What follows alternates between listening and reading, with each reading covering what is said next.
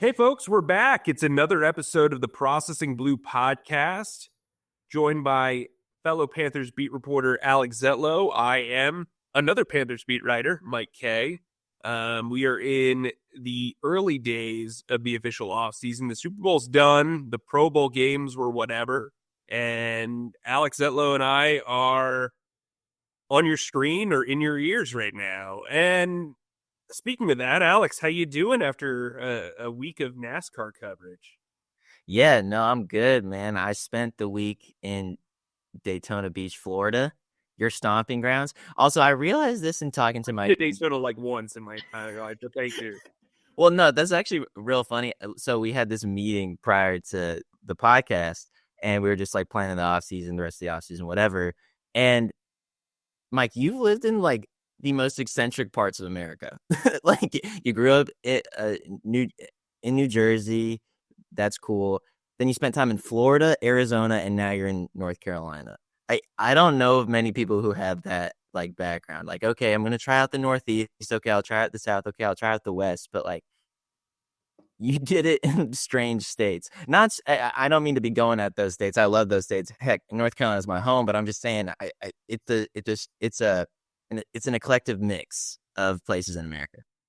Well, I always tell young folks in this business that like you should go out and be in a place where you're not comfortable in and that you're not used to kind of find yourself, find your voice as a writer, find your voice as a storyteller. And for me, that was Arizona. And then came back to Jacksonville where I went to college, covered the Jaguars, and then went to Philly and now I'm here, and I love Charlotte. I love that it's brought me here. But anyway, you know what I also love? What do you also? We don't have to talk about the franchise tag, which the window opened on Tuesday as we're recording because JJ Jansen has re-signed. I mean, there's literally no reason to talk about the franchise tag anymore. JJ Jansen re-signed to a 1-year deal last week. That's really why, we said we wanted to, during the offseason, do these podcasts around major events. Well, clearly, the record breaker signing a deal. We joke a lot about JJ in a fun way. That's the only point I have on that. That's the end of that sentence. Just one thing about JJ though. According to your Twitter, the Panthers re-signing JJ was equal to the city of Philadelphia earning a Super Bowl. Care to comment? I mean, that's basically, who needs a parade? Along with JJ, the Panthers also signed Matthew Wright, a kicker who's been here a couple of times, mostly when Eddie Pinheiro has been injured, to a future reserve deal. So the specialists are kind of getting taken care of. Those are typically the easier deals to figure out. JJ is probably going to sign 1-year deals until he decides to retire. I'll just say this. I think a lot of him as a person and as a player, and I think he's very good for the locker room. I think he's good for the organization. He's become a player historian of sorts. I mean, remember, this guy has played with like Jeremy Shockey, John Beeson, Muhsin Muhammad, and then he's also played with the likes of like DiCaprio Boodle. I mean, like he has really bridged the gap of this organization franchise history wise. And I think he's important because I think he gets it on so many different levels. And I think you want people in your organization that truly want to be there. If there is a person that truly wants to be in Carolina, it is JJ Jansen. Alex, you got some thoughts on JJ re-sign? Well, your point is reminding me of Cam Newton's comments this a couple weeks ago. At this point, JJ was in the locker room that Cam called, in 2010, like he was stepping into a locker room that needed to shed this losing mentality and needed to win. Isn't that remarkable? Like just the days of Cam Newton seem so far away for this franchise at this point. And we kind of treat like the Steve Smith years and the Cam Newton years as this bygone product. And JJ Jansen was there.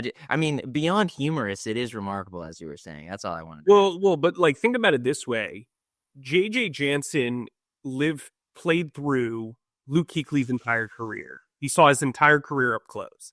He saw Greg Olson's entire Carolina Panthers tenure. He saw most of Brian Khalil's. He saw, all of Christian McCaffrey's Carolina. Like it, he is kind of, you know, one of those guys that's lived through, we talk about generations being 10 to 20 years in life, but like generations in the NFL are typically 4 to 5 years. He's really been through several iterations and several coaches. He's worked with John Fox. He's worked with Ron Rivera. He's worked with Matt Rule. He's worked with Frank Reich. He's worked with Dave Canales. So it's a pretty impressive thing that he's constantly retained, and I think it speaks to his character and his performance. We talk a lot about this, but he hasn't really had a bad snap in the last decade or so, and I think that speaks to his consistency. Let's get into Wright a little bit, because I've alluded to this before. I do not think Eddie Pinheiro will be back. I think he will definitely be able to test free agency. I think there will be some sort of market for him. I would not be shocked if he signs a 1-year deal off this season. It was an up and down year, especially down the stretch. I just think like the proof is in the pudding. Like they did not attempt a lot of long shots throughout his entire tenure here. He was here for 3 years, and I can think of how many 50-plus yard field goals he attempted, off the top of my head, is probably a little bit over a handful.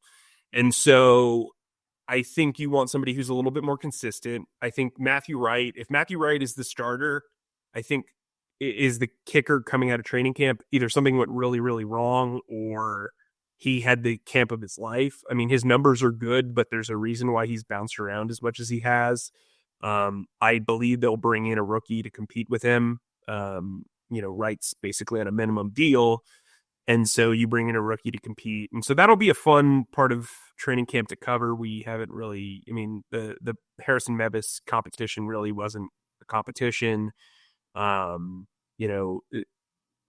were 2 guys at the Shrine game that I was really impressed by, Ben Sauls from Pittsburgh and Andres Baragolis from Miami. I would pay attention to the latter if it comes to undrafted free agency or late in the draft. We'll see if they're willing to spend a draft pick on a kicker. But like, sorry, go ahead. And you would pay attention to the latter because Dan Morgan's also from the U. But also because Darren Bates was able to work with him. Okay, yeah. Brian, he's pretty well regarded. He's one of the best kickers in the country. So Sauls, though, is really interesting because he's got a long history of hitting from deep. He was invited to the combine. A couple of years ago, the NFL decided to make the combine less specialist oriented in that they were only inviting a few guys to go, and then they would have a separate specialist combine during the week for the special teams coordinators so they could focus on those guys. But Sauls is one of those guys. He can hit from deep, and he played in literally the worst place you can kick. Like, I've always been told that Buffalo and Pittsburgh are absolutely the worst places to kick, and he was able to do it throughout his tenure in college. Moving on, let's get into some more Panthers stuff, because while JJ's coming back and Matthew Wright's a familiar face, there's been some movement on the coaching staff. We've reported a few of them. I won't go down the list, but there's the coaching staff hasn't been officially announced as of Tuesday, but we have what has been reported, what we've reported ourselves. And, there's going to be a new outside linebackers coach. Ronaldo Hill, a former defensive coordinator, is going to join the staff in some capacity. They're bringing in Kevin Peterson, who played for Evero with the Rams. He's worked with DBs at the college level. They're bringing in an offensive assistant who's coming from the coach factory that is John Carroll. So there's some interesting buzz there. Let's kind of get into it. Who, when you look at the list of reported expected hires, who really stands out to you, Alex? Well, you mentioned him. I think that Ronaldo Hill is like a really compelling hire for this defense. He's, as you said, he's the former defensive coordinator for the Chargers. He was a defensive backs coach before that, a former safety as a player. He was fun as a player. Really fun. Yeah. So that's great. He it's as you said, and as Mike Kaye has reported. I don't know why I just refer to you in the third person, but maybe it's because all these, like, whenever I do a radio interview, I say you. I Anyway, have a lot of names, you know. It's okay. um, as you've reported, he hasn't been like named specifically to like a particular spot, but with Burt Watts, the safeties coach, getting let go this past offseason, I think it would make a lot of sense for him to be the safeties guy. And the safety room, although it's a little bit more secure than the rest of the defensive backfield, it's going to be up in the air this offseason, as well with the rest of the defense. So him coming in would kind of represent a fresh start with that safeties room if it aligns that way. What about you, Mike? Yeah, and before we move on, I would also say there's a chance that he could be named DB's coach, just because remember Jonathan Cooley has the title of defensive passing game coordinator, because he kind of oversees the defensive backs. As we reported, D'Angelo Hall is no longer part of the staff as well, so that leaves stuff open. It would not surprise me if Kevin Peterson joins the team as a defensive. Well, as I've reported, he's joined as a defensive assistant. So with that said, it's different than D'Angelo Hall's assistant DB's coach. So it wouldn't be surprising if Hill kind of merged the safeties and the assistant DB's coach roles together. Uh, to me, AC Carter, the new outside linebackers coach, is really interesting. I've talked to a few people that have worked with him who have called him dynamic. They said that he is really adaptable. He's really forward thinking. I think that's really interesting. Obviously, Tim Lakabu was let go. He actually had a background more as an inside linebackers coach, which is what he'll basically be in Jacksonville. He just picked up a new job. I think this outside linebackers group needed some more development, needed some more youthful energy potentially. The go-getter mindset is something that Dave Canales really harps on, and I'm sure that AC Carter kind of fills that role. AC Carter coached under Evero in Denver as a defensive quality control coach. He spent the last 2 years working with the defensive line with the Rams, and they just produced the defensive rookie of the year in Jared Verst. They also had Braden Fisk, excuse me. Those two guys developed really well under him, or partially under him. And I think that it's really interesting because as a source I spoke to mentioned, the outside linebackers in this scheme are essentially defensive line players. And so it'll be interesting to see how Carter kind of adjusts with the run game. That's where the edge group really needs to get better. Obviously, they need to produce sacks, but everybody needs to do better from a run fit standpoint. I'm interested to see how Carter and Wash kind of work together. Getting into that, the combine is coming up, as we mentioned. It's going to be next week. Alex and I will both be there. We'll do a podcast from there next Tuesday that'll hit your earbuds on Wednesday, kind of previewing the whole thing. We'll reflect on Dave Canales and Dan Morgan when they speak. I think, the importance of the combine, while we get into this underwear Olympic sort of stuff, some of these drills are, easy to line up with tape. Some of them aren't. Some of them are kind of antiquated. To me, the 3-cone drill has always been the most important drill, and they don't even show it on TV. It's really indicative of pass rusher bend, wide receiver bend, cornerback bend. That's what I'd be paying attention to numbers wise. The problem is a lot of players don't want to screw it up, so they do it more at their pro day than the combine. So that's worth mentioning. Offensive and defensive linemen, you want to see the strength of the bench press, but really the combine's important for a few other reasons that we don't see. One, these interviews are really important. You see all the quarterback interviews that people play, but they go beyond the quarterback position. You get a feel for the person. You put them through some tape training, stuff like that. You get to know that guy. It's also extremely important from a medical standpoint. A lot of these guys are, because of the COVID year, are older and have seen a lot of stuff. Some of them have had multiple redshirt years. You want to get information on their injuries. Obviously, we know about Jonathan Brooks, and they're bringing in a new strength and conditioning staff. It'll be interesting to see how they handle injuries and players coming off injuries this year. And listen, I think it's important also for the front office to get in front of agents where they can negotiate contracts to re-sign players to, you know, just because JJ's out of the way. I mean, that's the big one, obviously. There are guys like Andy Dalton, who I wrote about. I did a deep dive analysis in the pros and cons of re-signing Andy Dalton, um, which I am very much for. I think there's a lot of logic there, but if you want to read about it, go to the charlotteobserver.com or charlotteobserver.com. You don't need the.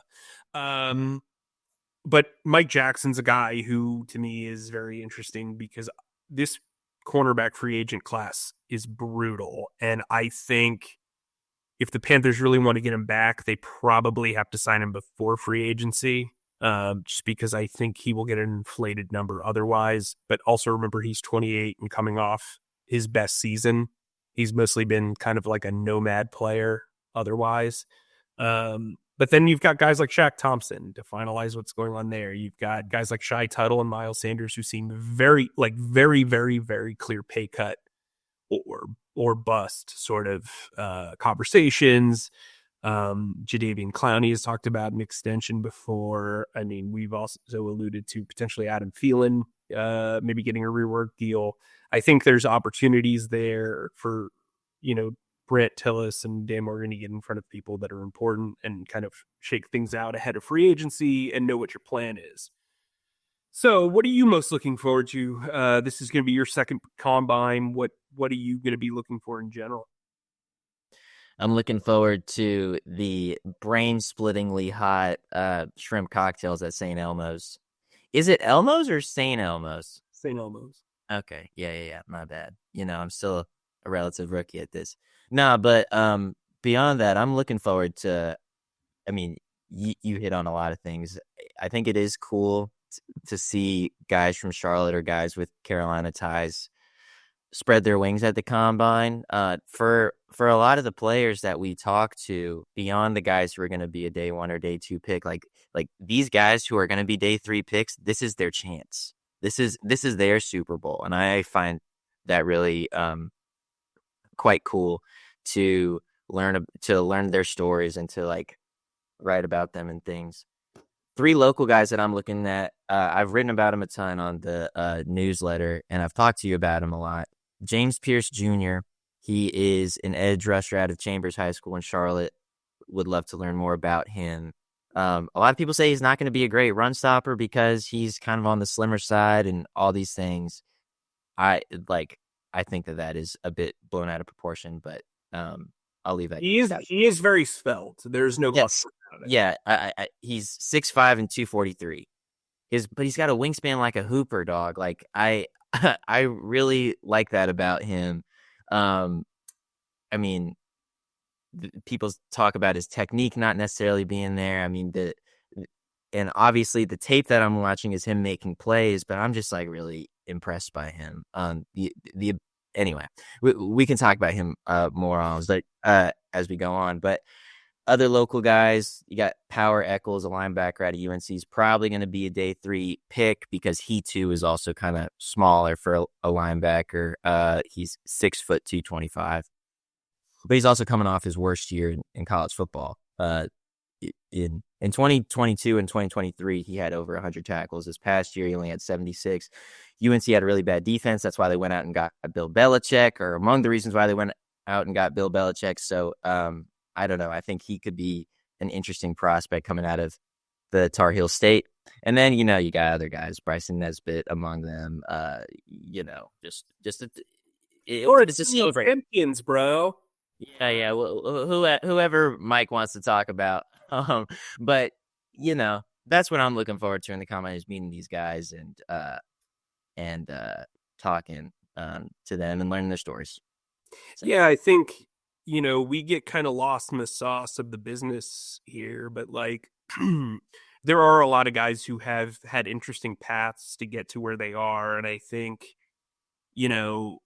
one thing that I enjoy doing, especially when I was younger in the business, is every once in a while, you'll see a guy sitting at a podium, just kind of and nobody's talking to him. And I love going up to a guy and just chatting one-on-one, kind of getting to know them. I mean, the guy might go undrafted or he might end up at the team you cover, but he's a person. He's got probably an interesting path. If you got to the NFL, there's something to be said, and so I think that's kind of a compelling thing. But one interesting thing as a beat reporter is typically during the combine, the GM and head coach speak. And this will be when Dave Canales ultimately speaks, will be the first time that he has spoken since cleanout day. And, obviously there have been changes to the staff. The team re-signed JJ Jansen. There are bits only get old because they're good. They, you know, they do have a lot of needs on offense. They also have a lot of needs on defense. He stuck to his word that Evero is going to return. And I think, it's important to get his perspective. He's not gonna be an open book, but I do think, following up with him, like you wrote the story about how he didn't want to fix Bryce Young last year. Well, guess what? It seems like he fixed Bryce Young. So it'll be interesting to see kind of what tidbits we can glean from there. Sometimes you kind of have to read between the lines. But what are you interested to talk to Dave about as we get this opportunity to kind of figure out what's going on? Yeah. I mean, like you said, he's not going to break substantial news. Yeah, no, he will not. Even saying something to the effect of "we're not trying to fix Bryce Young" or whatever the exact wording was, that wasn't like big news. It became big news because all the aggregators got to it, but he was basically just saying, "No, I believe in my franchise quarterback." And then, of course, 2 weeks into the season, he benches him, and then blah blah blah. But then he like rehabilitates him, and Bryce is great. All right, whatever. So keeping in mind they might not like shatter our worldviews, our paradigms in this thing, I think the most interesting thing is to get his perspective on this receiving core, because this is kind of the most compelling thing in the Panthers offseason right now. What is going to be required for Bryce to take that next step, which is to look like a starting quarterback for 17 games in the season? Is Xavier Legette the guy that they invested a first-round draft pick in? Somehow getting him to shed perspective on Xavier would be nice. Can he play the X position? Is he agile enough? Is he reliable enough? Also, I'd love to hear, has it been reported anywhere that X got surgery on his wrist? That was a thing that he said would probably happen at some point. I haven't heard anything about it, if so. Do they add a receiver in free agency? It's not going to be T. Higgins. T. Higgins is a pipe dream. It's probably not going to be Cooper Kupp. I was on the radio the other day, and they were like, "Yo, we heard that Cooper Kupp is slated as a best fit for the Panthers," and I was like, "Oh, really? I don't know how exactly that's possible." The Panthers have I just checked Over the Cap this morning, $16.9 million in salary cap space according to Over the Cap, and it's a projection. That's 20th out of 32 teams. 20th. So who is realistic that the Panthers could bring in wide receiver if you're going to try to go the free agent route? Is it going to be an older guy like Tyler Boyd, who's 30, coming off a rough season with the Titans? Is it going to be Robert Woods, who's 32? Is it going to be Deontay Johnson? I'm kidding. It's not going to be Deontay Johnson. But is it going to be Marquez Valdez-Scantling, who's also 30? I am actually kind of intrigued by this free agent option. He had 411 yards and 4 touchdowns. He was on 2 teams this past year, got kind of lost in the sauce in Buffalo with all their receiving talent, then went to New Orleans and had a really good start to his tenure in New Orleans. I think he could be interesting. Tutu Atwell was this guy that you wrote about, Mike. I think he could be interesting too, if for no other reason than the fact he's 25 and he played kind of a lot in the Rams offense, which had Cooper Kupp and Puka when they were both healthy.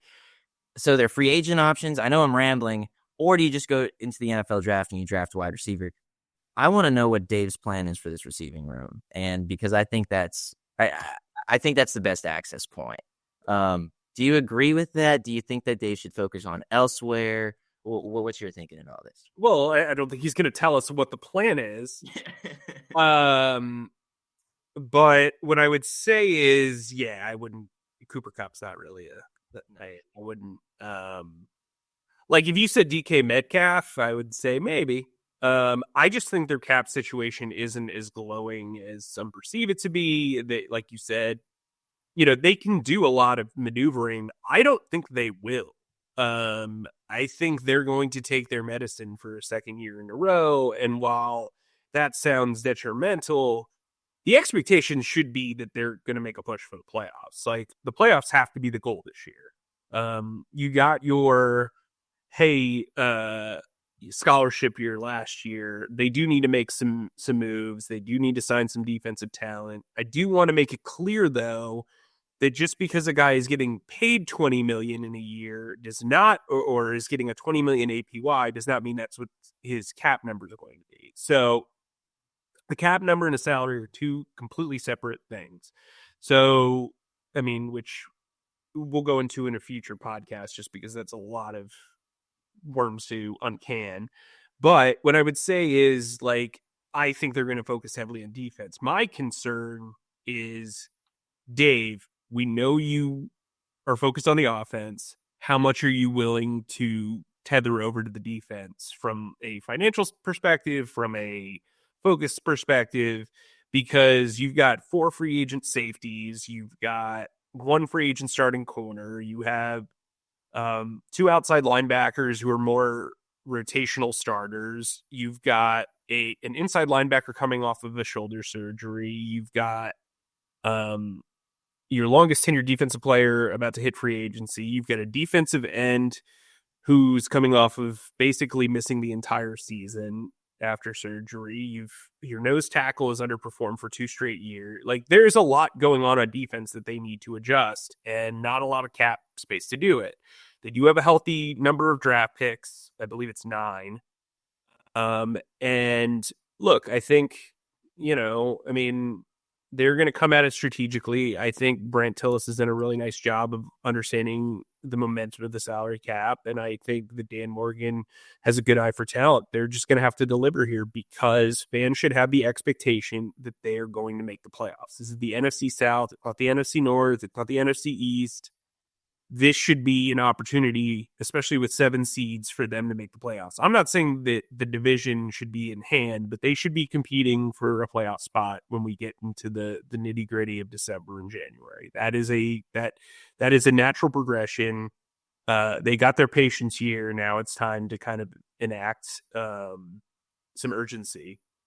Wow. And I think when you see the way that teams like Minnesota and Washington have turned around so quickly over the last few years, when you look at the way that teams have consistently won in a league that you're not supposed to consistently win in, I think you can't get lost in the plot and you've got to make some serious strides. It's cool to be kumbaya and be like, oh, cool. Well, now they're 7-11. Or 7-10. I mean, this fan base has heard for years to, chill. It's coming. And I think the way that Houston and Washington have exceeded expectations over the past 2 years, respectfully, puts a lot of pressure on this organization. Fair or not, that's just the way the NFL is.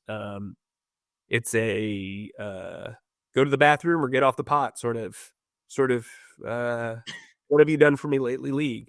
That said, they have a lot of work to do and there are going to be a lot of growing pains and, they feel good about the quarterback position. They do. Everybody I've talked to feels really good about it.